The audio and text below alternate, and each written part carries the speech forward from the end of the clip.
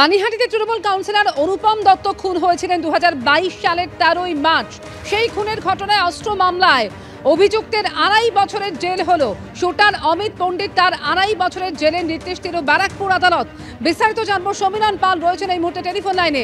সমীরণ, অমিত পণ্ডিত তার 2.5 বছরের জেলের নির্দেশ ব্যারাকপুর আদালতের।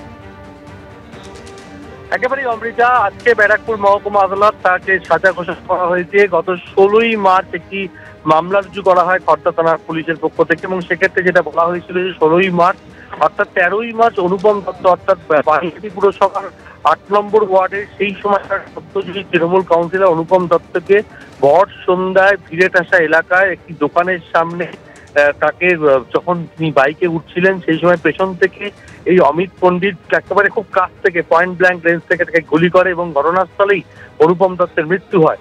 এরপর ঘটনাস্থল থেকে সে পালিয়ে যায় এবং কাছেই একটি আগরপাড়ার হোগলা বনে 2টি আগ্নেয়াস্ত্র ফেলে রেখে যায়। তাকে গ্রেপ্তারের পর জিজ্ঞাসাবাদ করে পুলিশ জানতে পারে এবং 2022-এর 16ই মার্চ সেখান থেকে 2টি আগ্নেয়াস্ত্র উদ্ধার হয় এবং সেই আগ্নেয়াস্ত্র উদ্ধারের পর একটি আগ্নেয়াস্ত্র সম্পর্কে যেটা তথ্য পান তদন্তকারীরা যে এই আগ্নেয়াস্ত্রটি প্রথমে ব্যবহার করার জন্য চেষ্টা করেছে, কিন্তু তা থেকে গুলি বেরোচ্ছিল না বলে অন্য একটি আগ্নেয়াস্ত্র ব্যবহার করেছে। সেই অস্ত্র আইনের মামলায় তাকে সাজা ঘোষণা করা হয়েছে।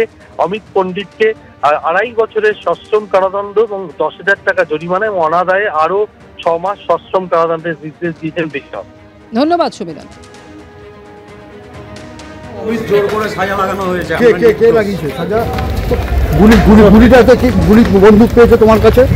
জোর করে সাজা লাগানো হয়েছে, আমরা নির্দোষ আছি। হ্যাঁ নির্দোষ? হ্যাঁ, জোর করে সাজা লাগিয়েছে। কে সাজা লাগিয়েছে? কোর্ট সাজা লাগিয়েছে। হ্যাঁ, কোর্টের থেকে সাজা লাগিয়েছে। অনুপম দত্ত 13/3/2022 সন্ধ্যা 7:30টার সময় গুলিবিদ্ধ অবস্থায় আততায়ীর দ্বারা আক্রান্ত হয়ে মারা যায়। যে আর্মসটা দিয়ে গুলি করেছিল সেটা চলে যায় ওর খুনের মামলায় ডাইরেক্টলি, আর যে একটা আর্মস পাওয়া গেছিল সেইটার উপরে একটা আলাদা করে মামলা করে, যার number Khardah PS case number 194/। সেই মামলায় বিচার করার পরে first judicial magistrate Rahul Bhattacharya আজকে ওকে এই মামলায় দোষী সাব্যস্ত করে এবং সাজা ঘোষণা করে।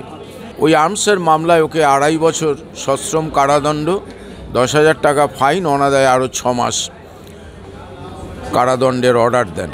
আরাবুল ইসলামকে এবার মানহানির মামলার নোটিশ পাঠালেন ক্যানিং পূর্বে তৃণমূল বিধায়ক শওকত মোল্লা। শওকত মোল্লার আত্মীয়দের অনেকে ঠিকাদারির সঙ্গে যুক্ত। এই মন্তব্যের কারণে তাকে মানহানির মামলার নোটিশ পাঠিয়েছেন শওকত মোল্লা। ভাঙড়ে ছাতা কম্বল দেওয়ার নামে তোলাবাজির অভিযোগ করেছেন আরাবুল ইসলাম। শওকত মোল্লার বিরুদ্ধেই তোলাবাজির অভিযোগ করেছেন আরাবুল এবং তার প্রেক্ষিতে পাল্টা নোটিশ পাঠানো হয়েছে। যদিও আরাবুল পুত্র হাকিমুল তিনি বলছেন এখনো আইনি নোটিশ পায়নি।